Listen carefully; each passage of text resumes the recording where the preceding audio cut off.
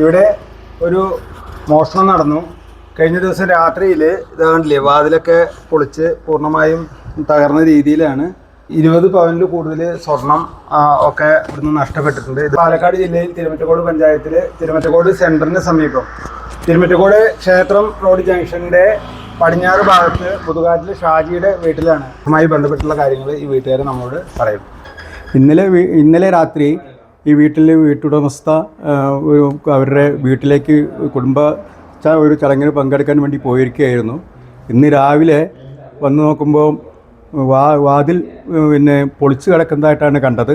വീട്ടിലെ അലമാരകളും മറ്റും എല്ലാം തകർത്ത നിലയിലാണ് കാണപ്പെട്ടിരിക്കുന്നത്. അതുപോലെ തന്നെ ഇവിടെ CCTVയുടെ ഹാർഡ് ഡിസ്ക് വരെ നഷ്ടപ്പെട്ടതായിട്ട് നമുക്ക് അന്വേഷണത്തിൽ കഴിഞ്ഞു. ഉടൻ തന്നെ ചാലിശ്ശേരി പോലീസിൽ കംപ്ലയിൻറ്റ് ചെയ്തിട്ടുണ്ട്.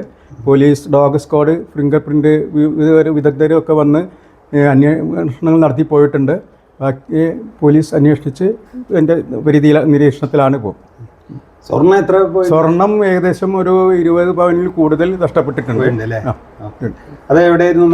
മേലത്തെ അലമാറയിലായിരുന്നു ഉണ്ടായിരുന്നത്. ആ അലമാറ തുറന്നിട്ടാണ് അവർ കൊണ്ടുപോയിരിക്കുന്നത്.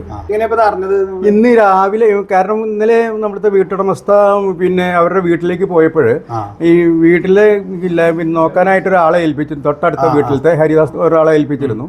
അവർ രാത്രി ലൈറ്റ് ഇട്ടും രാവിലെ വന്ന് ഓഫ് ചെയ്യലാണ് പതിവ്. ഇന്ന് രാവിലെ ഒരു 7:30 മണിയോട് കൂടി വന്നിട്ട് ആ ഓഫ് ചെയ്യാൻ നേരത്ത് നോക്കുമ്പോഴാണ് ഫ്രണ്ട് വാതിൽ പൊളിഞ്ഞു കിടക്കുന്നതായിട്ടും തുറന്നു കിടക്കുന്നതായിട്ട് കണ്ടത്.